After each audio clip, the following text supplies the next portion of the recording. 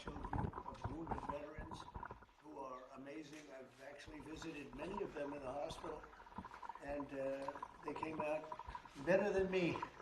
They came out looking good. If I had that look, I would have been president 20 years ago. I wouldn't have had to wait so long. You look great, fellas. But yeah, many of them, I didn't even realize it at the time, but I visited many of you in the hospital. They did an incredible job. The doctors are absolutely unbelievable, the job they do. So we were having a little meeting, and at the same time, we're signing some very important legislation, what will become legislation. And right now, it's an executive order and having to do mostly with education. And we have our Secretary of Education, Linda McMahon, who's been so incredible over the last few weeks. I've been watching her on television. I'd like to tell her she could do better, but she can't. She can't do any better. So I want to thank you, Linda. Fantastic. And we also have Commerce, and we have Labor with us today. And you have been, thank you very much. And Howard, thank you very much. And we'll take some questions after we're finished. Maybe I'll ask Will to step forward, and you can go through some of these. Also, Lindsay, you'll work with Will, two very talented lawyers, as you all know by now. Thank you, Mr. President. And we'll go through them. And Linda, why don't you come over here? In fact, why don't the three of you come over here? We also have a special guest with us today. Oh, that's right. Annette Albright. Where is Annette? Annette Albright. Charlotte Mecklenburg, school teacher. Very special one. Thank you very much. It's a great honor to have you. You got all sorts of awards for talent. That's good. Thank you very much for being with us. Appreciate it. Thank you. Okay, please. Sir, the first executive order we have prepared for your attention, there are currently laws on the books requiring certain disclosures of universities when they accept large foreign gifts. We believe that certain universities, including, for example, Harvard, have routinely violated this law, and this law has not been effectively enforced. So this executive order charges your departments and agencies with enforcing the laws on the books with respect to foreign gifts to American universities. Okay, thank you.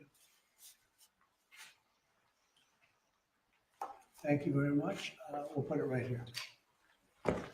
Next for you, sir, university accreditation is currently a process controlled by a number of third-party organizations. That's by statute, by law.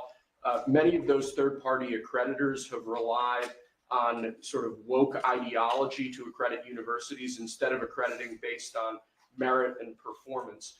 This executive order affects a number of changes to the university accreditation process, also applies to law schools and other sort of graduate programs. But the basic idea is to force accreditation to be focused on the merit and the actual results that these universities are providing, as opposed to how woke these universities have gotten. So we're setting up new accreditation pathways. We're charging the Department of Education to really look holistically at this accreditation mess and hopefully make it much better. Will we look into the past people that they've taken? For instance, I hear all about certain great schools, and then we read where they're going to teach people basic math that we could all do very easily, but they can't do. They're, going to the top school, and they come out with a program of teaching basic math to somebody that got into a Harvard or a Princeton or a Yale. Is that part of this? When universities are not performing appropriately, whether that's in admissions or whether that's in their actual instructional activities, that's certainly something that accreditors should be considering. That right now we believe they're not doing a good enough job of, and I think Secretary McMahon could probably speak to that. What about that, Linda? So they're allowing people into school that can't do math, and yet kids who've worked really hard and number one in their class in a high school someplace in New Jersey or in Mississippi, they can't get into the best schools. What is that all about? Yeah, and I think that gets to your policy, sir, of meritocracy, that we should be looking at those who have real merit to get in, and we have to look harder at those universities that aren't enforcing that. Okay, thank you. And this pretty much does it, right?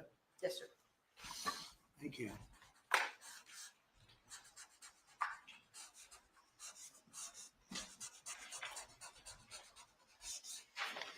Okay.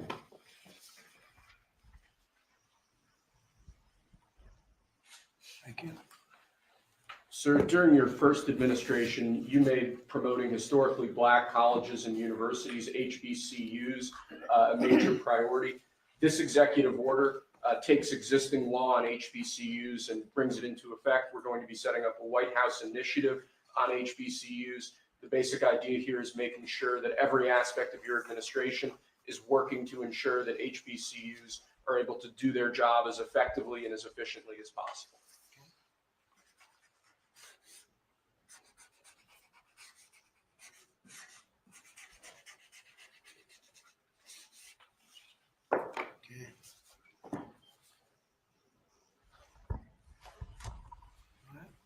This next executive order relates to artificial intelligence education, sir. You've obviously done a lot in the artificial intelligence space already. The basic idea of this executive order is to ensure that we properly train the workforce of the future by ensuring that school children, young Americans are adequately trained in AI tools so that they can be competitive in the economy years from now into the future as AI becomes a bigger and bigger deal. That's a big deal because AI is where it seems to be at. We have literally trillions of dollars being invested in AI. And somebody today, a very smart person, said that AI is the way to the future. I don't know if that's right or not, but certainly very smart people are investing in it heavily.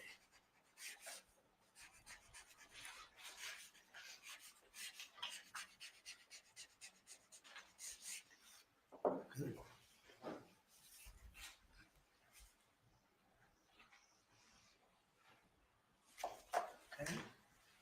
Next year, we have an executive order on workforce development.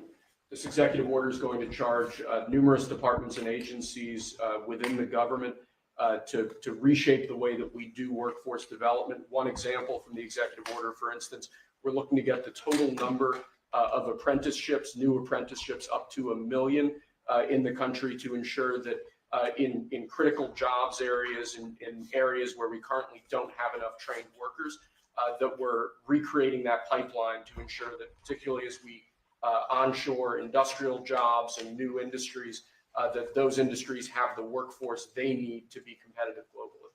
Okay. Very important. And this is the EO that we're all here working together.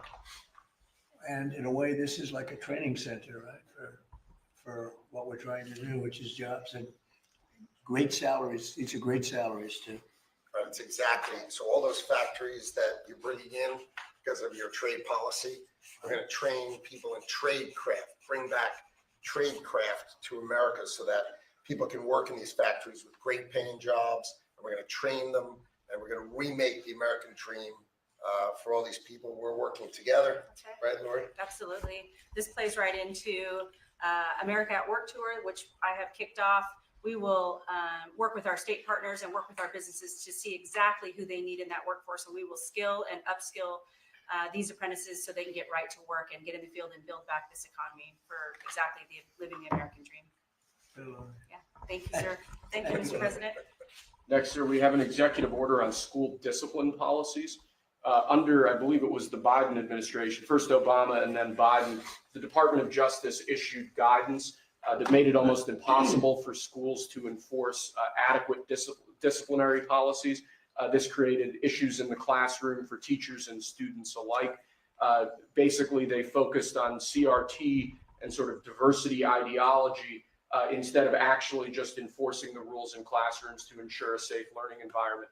This executive order revokes that prior guidance and puts us back in a place where hopefully the Department of Education can focus on education and teachers can focus on teaching in a safe environment. And this was important for you, Linda, as I understand it. Yeah, absolutely, because it gives teachers the authority now to have discipline in their classroom and discipline the person who is being disruptive. We took that away.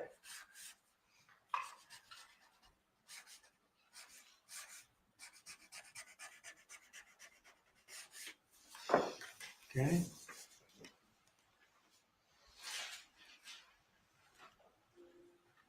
Nice. Cool. You, Linda, you should hold that. Lastly, sir, we have an executive order on disparate impact theory. This is a theory that underlies a lot of the modern DEI and CRT driven diversity culture. The basic idea here is instructing your departments and agencies to no longer rely on disparate impact theory as they're regulating, as they're issuing guidance, as they're making rules. We want to focus on results. We want to focus on actual fairness. We want to focus on merit, not things like disparate impact theory and the whole sort of diversity, equity, and inclusion cult. It's getting out of that, huh? Yes, sir.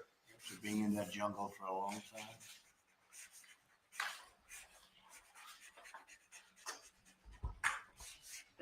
Okay. Thank you.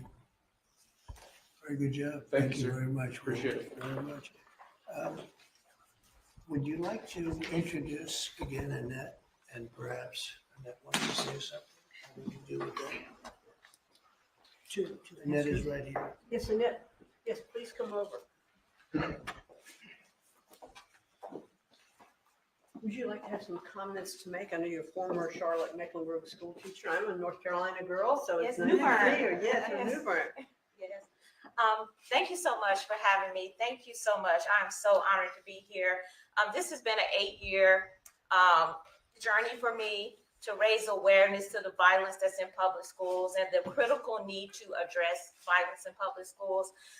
Again, been doing it 8 years because most administrations like to keep the violence hidden.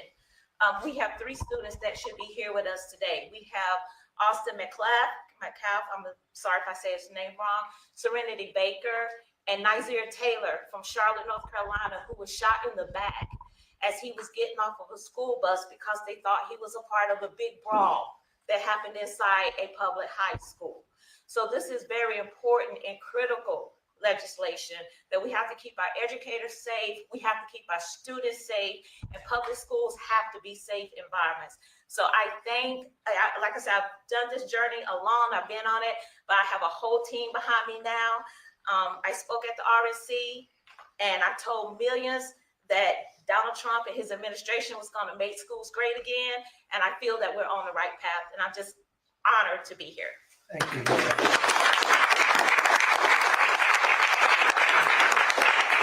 We're giving this to our great vets that are with us, and is it okay if I give her one? What do you think?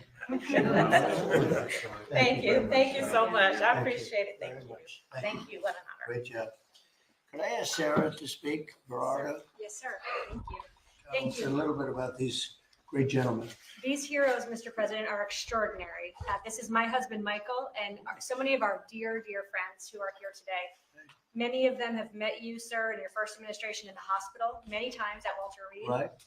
And they've had long recoveries. Tomorrow, for my husband, marks 15 years since he was wounded in Afghanistan. Wow. And on that day, about 6 years ago, he had his 120th surgery post-Afghanistan. wow. And you came to see him at Walter Reed. I And did. so many others. And we saw great reform in the VA, access, same-day access to prosthetics, mental health care, and we know that that is back. We're going to, these gentlemen were saying, Alex here earlier was saying, in the last few years when he's gone to get a wheelchair, the VA has asked him, this gentleman, they've asked him to prove that he still has his injuries, as though maybe his limbs would grow back. And they Wow. unfortunately did not. Yes, and we've seen that many times. And so we're excited for you bringing back the VA Accountability, Mission Act, Community Care, that were the hallmark of your first term. And we're so excited, sir, to be here. We're honored to be here. And thank you for all you do for our Well- nation's heroes. Thank you. Who's that picture on there? That is Joe Biden, and it says, "Let's go, Brandon." I'm saying, what was that picture? That's great. I told him he wasn't allowed to ask you to That's sign it. That's very good. That's very good. Well, thank you all very much. Would you like to say anything, fellas? There's a big chance you have a lot of good people watching that believe in you. They happen to be the media, but they believe very much in you like I do. Anybody? Mr. President, we're very happy with the energy that this administration is bringing, and it's an administration that does what it promises. And so we're behind you. We believe in you, and I think we all love you. We got to speak for everyone. Thank you very much. And I'm going to get you a better hat. Say a better hat. That's a good one. That was the original. It was. That means he was there. I've been right? wearing it before it was cool. That's right. That's an early one. We'll save that one though, right? Yes, Mr. President. Thank you. Anybody? Please. I'd like to say, Yeah. okay. I was just gonna say thank you for loving America, sir. Thank you very Thank you much. so much. Very nice. Thank you very much. True. Thank you. Sir Bennett just spoke, saved Michael Broder's life. And of course, he goes immediately to say thank you, as he was the one that saved Michael Broder, put him in the helicopter, and got him off the combat zone. Wow. So Right there, selflessness Sean of these men is unspeakable. That's great to you. Yeah, he's alive because of that man right here.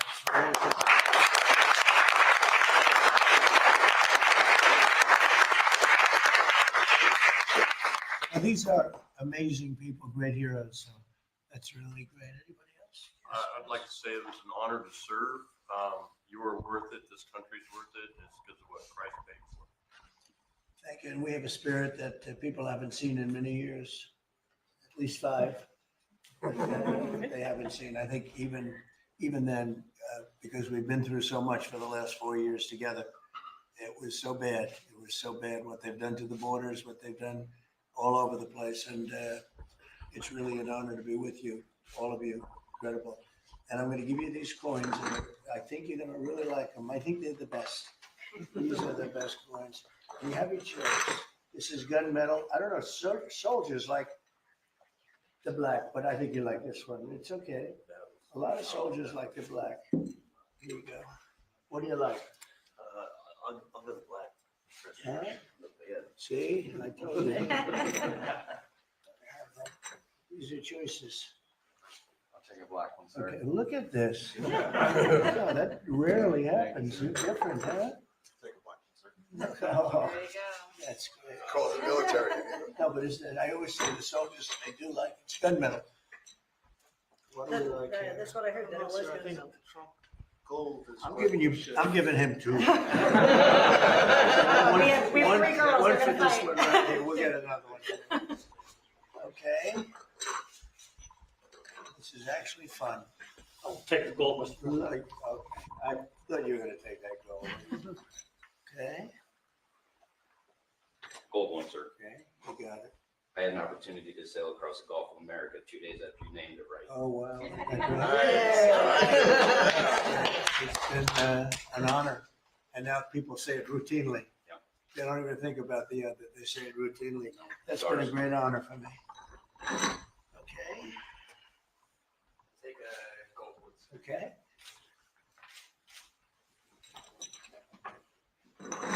Almost even. I think gold is an edge. I would love a gold one, sir. Thank you so much.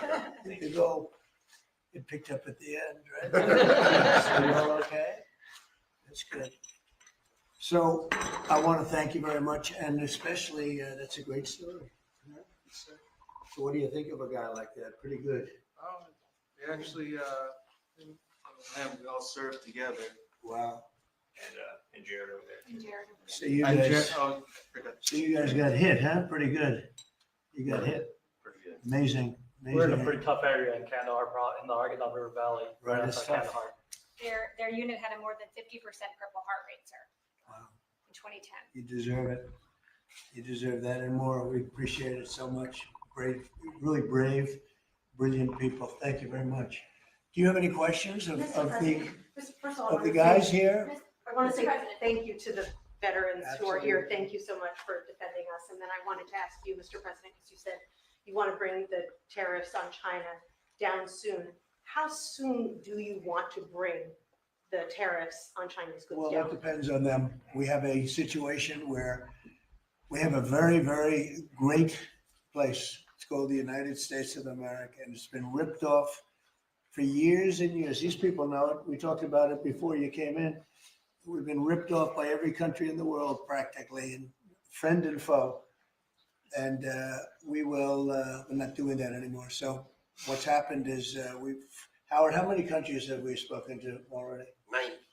90. And they all want to make deals, and we're going to make deals, but they're going to be fair deals. They're not going to be rip-off deals. And, you know, we were losing almost $5 billion a year. No country can do that. And now we have it down almost to even, maybe even better than even, because of the tariffs on cars and aluminum and steel. We have tariffs 25% on cars, aluminum and steel. There's a rush to build new steel plants, a rush to build new aluminum plants, and a biggest rush I've ever seen, that we've ever seen, to build car plants. We have like 11 of them or something, big ones, where you guys maybe work, maybe it won't don't want to work, you'll do something else instead of that. But if you like cars, you'd like to work at one of these plants, the biggest plants in the world. 3 of them have left Mexico before construction started, 1 of them during construction. And they're coming to this country. They're coming back. Don't forget, and we get along great with Mexico, but Mexico took 32% of our car building business. So it's amazing what's happened. Remember this number, anywhere from $3 to $5 billion a day. That's not $1 million, that's $1 billion a day. Nobody can even imagine it. And that's what we were losing. And, you know, hence we have $36 trillion in debt and everything else. And in the end, I think what's going to happen is we're going to have great deals. And by the way, if we don't have a deal with a company or a country, we're going to set the tariff. We just set the tariff. It's something that we think that will happen, I'd say, over the next couple of weeks. What do you say? I think so. Over the next 2-3 weeks, we'll be setting the number. For And China. we're going to pick, could be for China too, could be for China. Well, we're dealing with almost all of them. Too many to fully deal with, but we're going to be fair to them. But we're dealing with a lot of countries right now, and could be with China, but maybe we'll make a special, you know, a deal, and we'll see what it will be. Right now, it's 145%. That's very high. It got there because of the fentanyl. They're sending, you know, massive amounts of fentanyl into our country and killing a lot of people, probably 200,000 plus a year, wiping them out. You probably all have friends that were killed. Somebody was killed in your family or your friends with fentanyl, and somehow it's made almost exclusively in China. And as you know, we essentially taxed them 10 and then another 10. We also taxed Mexico 25 and we taxed Canada 25. And that's the kind of money that's what's pouring into our country right now. And it's gotten us down from losing $3 to $5 billion a day to actually making money, but breaking even, let's say, but we're going to make a lot of money. And that money is going to be used to reduce taxes. We're going to get big, big tax breaks. We're going to, you know, there was a time, I said it this morning, I think some of you were there. There was a time from 1870 to 1913, it's a long time ago, we were an all tariff nation. Foreign nations paid taxes. They paid money to us in the form of tariffs. And that was when we were the wealthiest. We were the wealthiest proportionately that we ever were. And they formed committees in 1887 in particular, but they formed committees to determine what we should do with all the money. We had so much money. You guys would have loved it. We had so much money, they didn't know what to do with it. We gave it away to different causes, and you haven't seen that too much anymore, although we give plenty away, but now we shouldn't be giving it away. We have to take care of ourselves first, right? Absolutely. But we were very wealthy and proportionately the wealthiest we ever were. We built the Panama Canal. Jimmy Carter gave that away for $1, by the way. One of the most profitable things ever built, the Panama Canal. We gave it away for $1 to Panama. Why? I don't know. Nobody knows, but that's what we had. We had people like that sitting behind this desk, and that shouldn't have happened. Panama Canal, it was the most expensive thing ever built by our country in history. I'm talking relative dollars. We've never built anything so expensive. I think it was the equivalent of $1.7 billion. And we've never built anything like that. We built a lot of things, but never so expensive. Then we started building other things. We had a lot of money to do it, all based on foreign countries coming in and paying us tariffs. And we're doing that again. And I think we're going to make so much that we're going to be able to reduce taxes in this country by a lot. And we're also going to treat those countries very fairly. But if we don't make a deal, which is possible, we're going to just set the price. Because you remember, they have to come in, they want to come in here and they want to do business with the United States. So we want to set a fair price, and we'll do that. We're going to be very fair, but we'll set a fair price.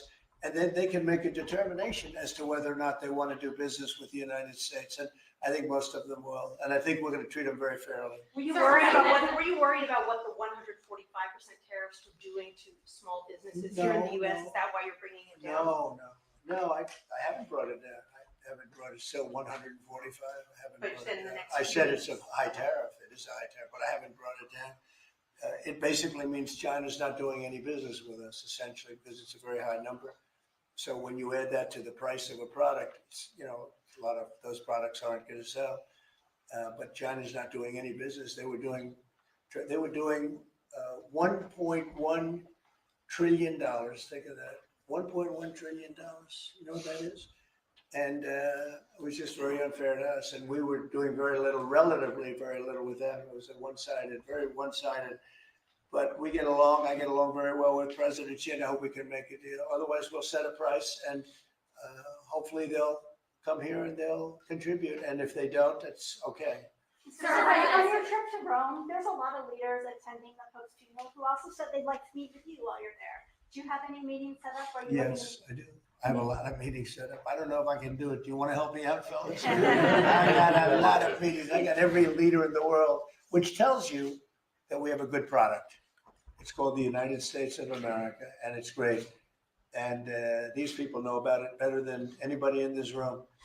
But we have a great place, and it should be a lot greater.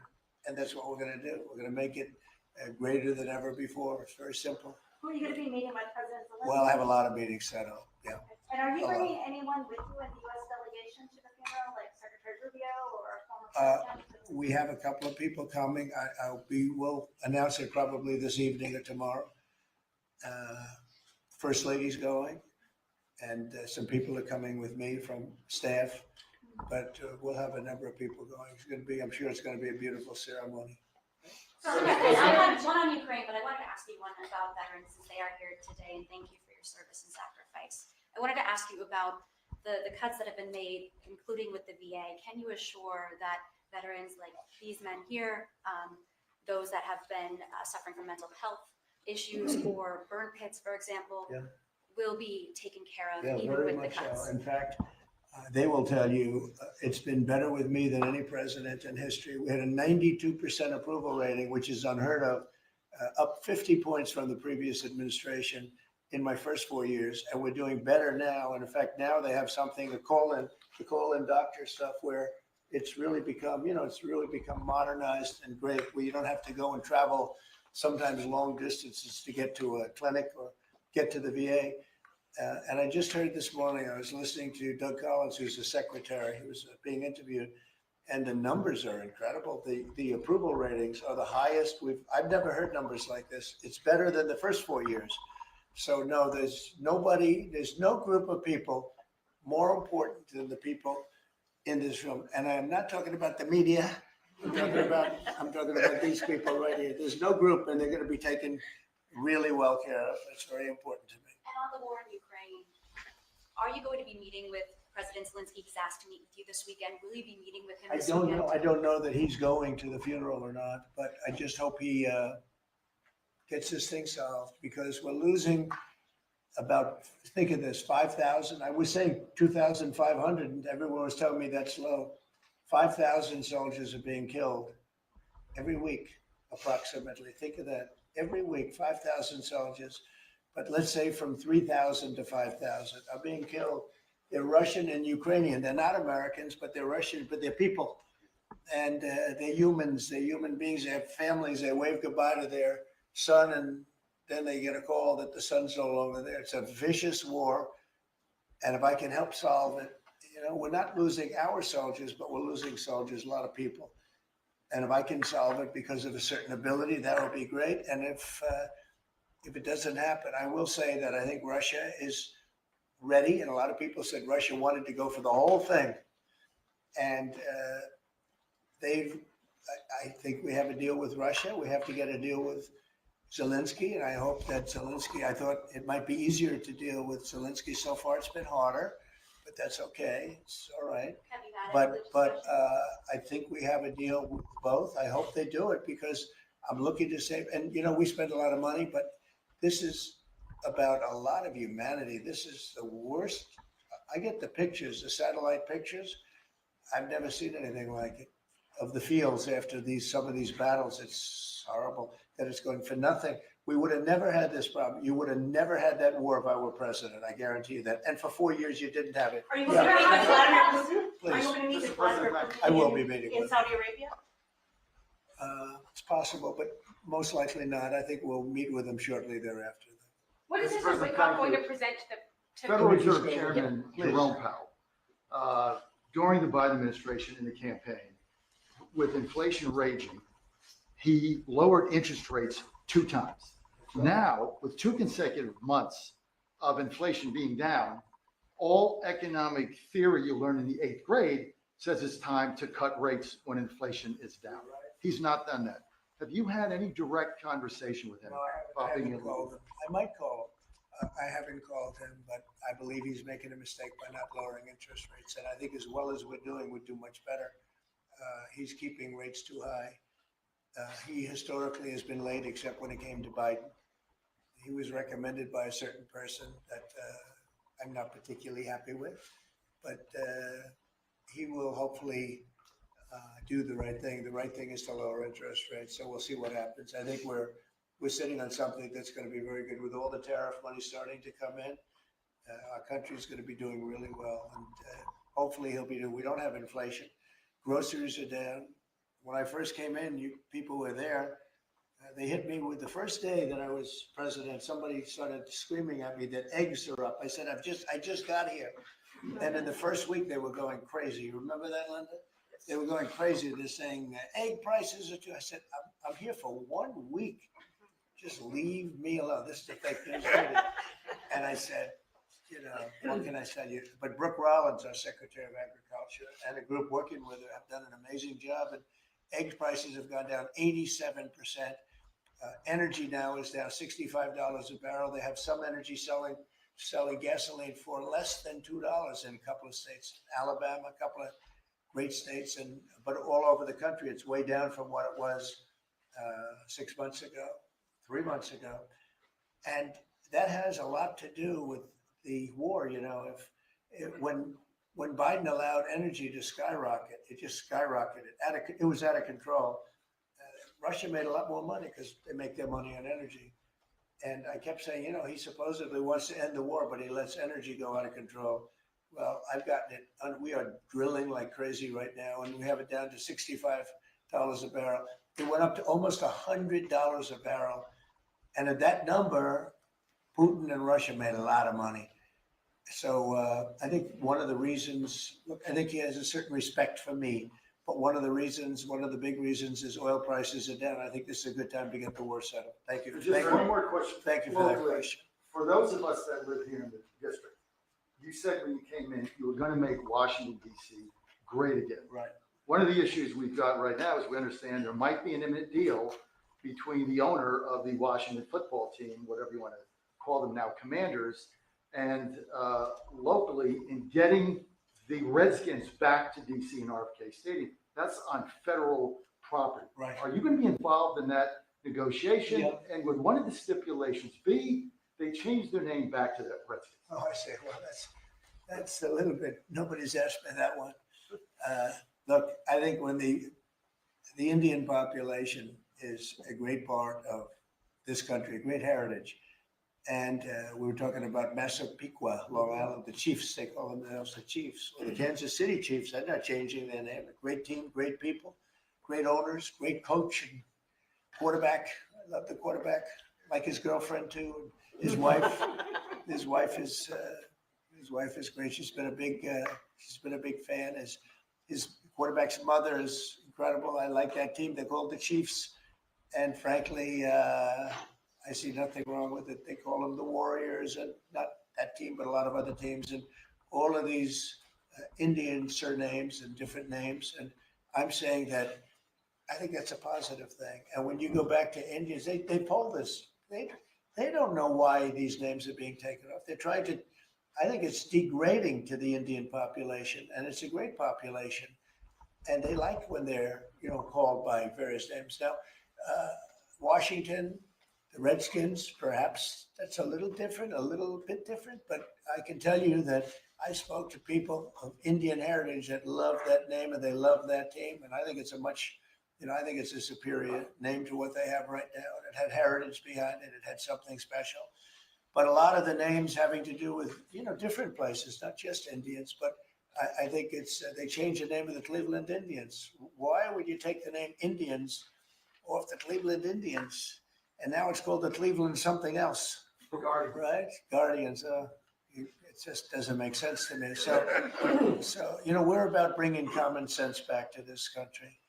And it may be popular or unpopular what I'm saying, and I've just said to you, he's a nice guy. He got a lot out of me on this one, but I think most people agree with me. I think it really is demeaning to Indians. But to change the name of the Cleveland Indians as an example to the Cleveland Guardians is not the same, and I'm sure it has an impact on the team. Sir, thank you, sir. Elon Musk said he'll be stepping back from his work with DOGE a little bit and only be dedicating maybe a day or two a week to it. How long would you like to see that continue, and how involved would you like to see him continue to be after? Well, first of all, I can't speak more highly about any individual. He's an incredible guy. He's a brilliant guy. He's a wonderful person. I've seen him with his family. I've seen him with a lot of his children. He's got a lot of children. He treats them good. He loves his children. But he's a brilliant guy, and he was a tremendous help, both in the campaign and in what he's done with DOGE. And, you know, we're talking about almost $200 billion and rising fast, because many of the things that we were looking at are now being found out to be fact. It's terrible. I mean, the fraud, the waste, the abuse, everything that's happened is just terrible. So I also know that he was treated very unfairly by I guess you'd call it the public, by some of the public, not by all of it. He makes an incredible car, everything he does is good. But they took it out on Tesla. And I just thought it was so unfair because he's trying to help the country. But he has helped the country. I also want him to make sure that he's going to be in great shape. And I know he is. I mean, he's going to do great. He loves the country. He didn't need to do this. He did it. And I told him, I said, you know, whenever you're ready, I'd like to keep him for a long time, but whenever you're ready, he's an exceptional guy. When you see those rockets go up and come back and land in the same gantry, nobody else can do that but this man. So he's just an incredible person, and he's a friend of mine, and he's a nice person too. He's a very nice person. He really helped the country, saved us a lot of money. And I heard him say that he'll start easing, he was always at this time going to ease out. And when he goes back to Tesla, that'll be taken care of. It's artificial. These were sick people that thought they were doing something. He's a great patriot, and it shouldn't be the way, that should never have happened to him. And I will tell you right now, he makes a great product. It's a great car. It's great everything. Starlink is great. What he does is good. He's doing medical things that are amazing. And we have to, at some point, let him go and do that. And we expect him to be doing it about this time. But I'll talk to Elon about it. Thank you for the question. So, a second question. Canada has an election coming up. How would you have a prediction for that, and what do you think the results With respect to Canada? With the negotiations? Oh, I don't want to predict other nations' elections. It's tough enough doing this one. Look, I love the Canadian people. I like Canada, but it's costing us $200 billion a year to support Canada. $200 billion. And I say, why are we doing that? You know what? We can make our own cars. We have more energy than they do. We have more energy than anybody in the world. We don't need their lumber, obviously. We have more lumber. We have a lot of lumber. We have a lot of everything that they sell us. But in particular cars, they took a large percentage of the car making, and I want to bring it back to this country. I really don't want cars from Canada. So when I put tariffs on Canada, they're paying 25%, but that could go up in terms of cars. When we put tariffs on, all we're doing is we're saying we don't want your cars in all due respect. We want really to make our own cars, which is what we're doing in record numbers now. You know, we're going to be at record levels in a very near future because of all the car plants that are being built. And I'd rather see them made in Michigan and made in South Carolina and made in different states, Tennessee. We have a lot of great car making states, and we have some that aren't car making yet, but they will soon be car making states.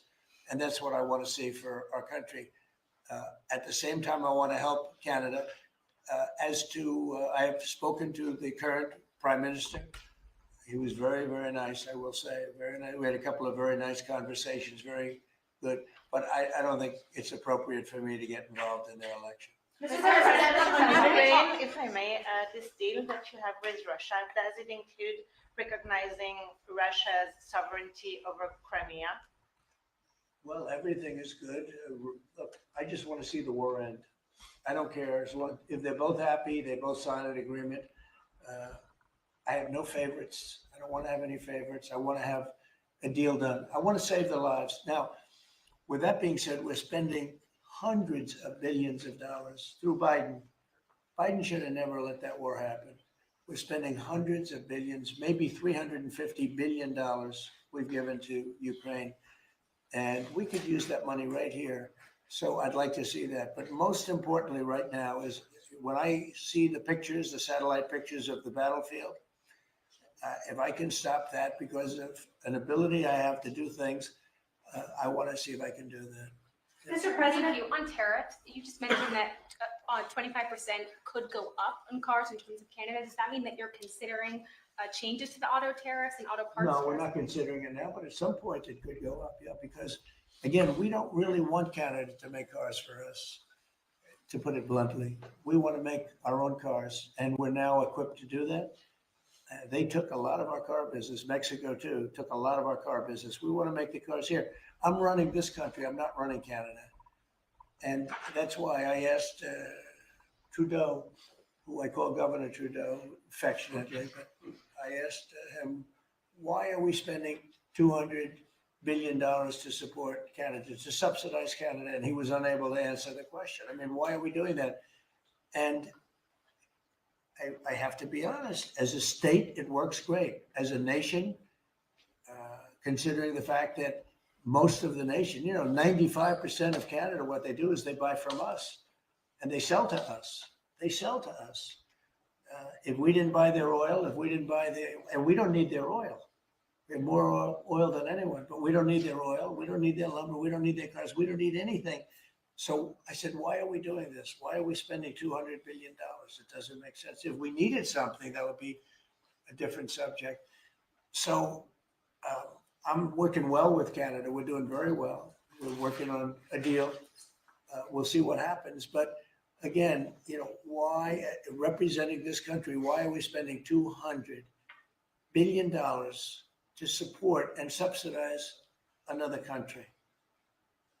Because if they didn't have us, and if we didn't spend that money, as Trudeau told me, they would cease to exist. He said that to me. They would cease to exist, which is true, certainly as a country. On tourism, there's been a steep drop off in international travel to the United States. It was down 12% last month, down even more from Western Europe. Why do you think that there are fewer people suddenly who want to travel to the United States? Well, that could be a little, there's a little nationalism there, I guess, perhaps. It's not a big deal, but, with the dollar being where it is, because, China would always fight for having a low dollar. Japan would always fight for having a low dollar, meaning a low yen, or in the case of China, the yuan.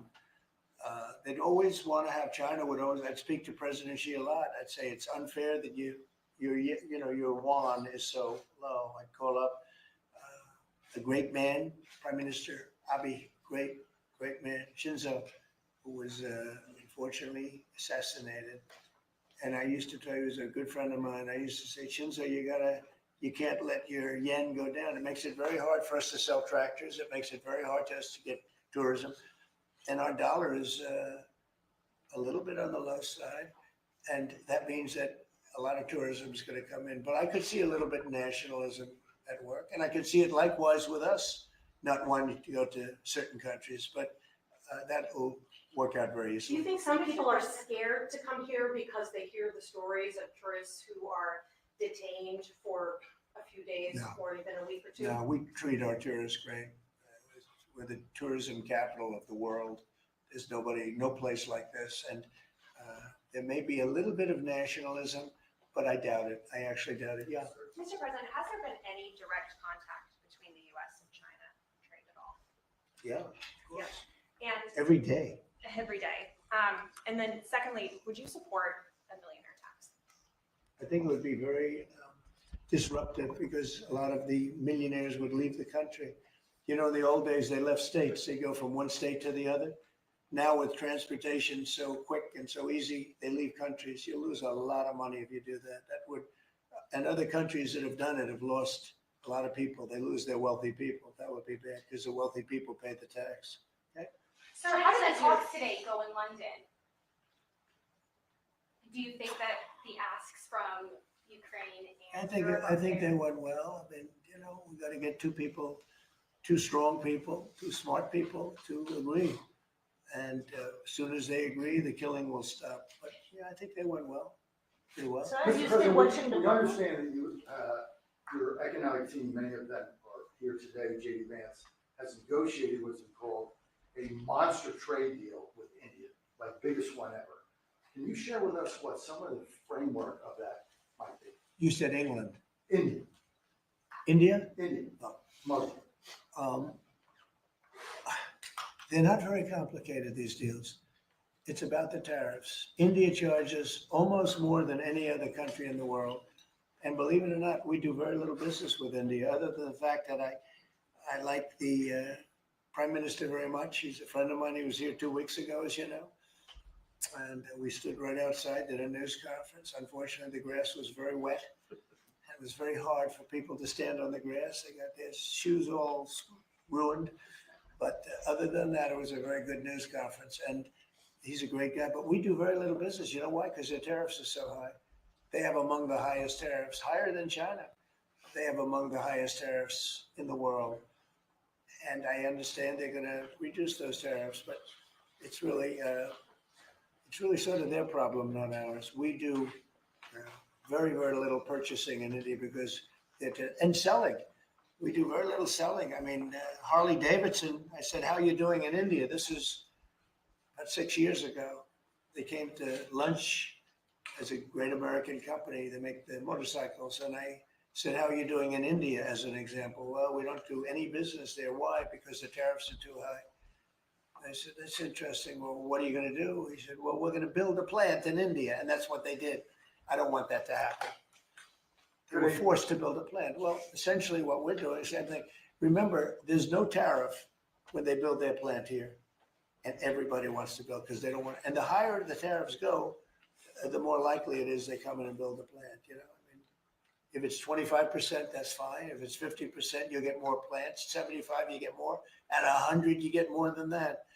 And they're all coming in at numbers that nobody's, I don't think, Howard, there's ever been numbers like we've seen. Never. $7-8 trillion worth in 2 months. Because it took me a month to get started, in all fairness. But in 2 months, we did this, and now we're coming up on 100 days, first 100 days, and I think we're going to be close to $8 trillion. There was never any president that did even a tiny percentage of that. Okay, any other questions? Sure. What had a deal signed, one of the deals signed by your 100-day mark, and China is saying that we're threatening and blackmailing them into a deal. What would be your response? Well, to I mean, China, look, I have great relationships in China, with President Xi in particular, but China has been charging us massive tariffs for many years. That's one of the reasons they were able to steal so many of our companies. They took our companies out of America and they built their plants in China. And one of those things, so now we're reversing it, but at levels that nobody's ever seen before. No, we're going to get along great with China. I have no doubt about it. Thank you very much, everybody. Thank you, Press. Thank you, Thank Press. Thank you.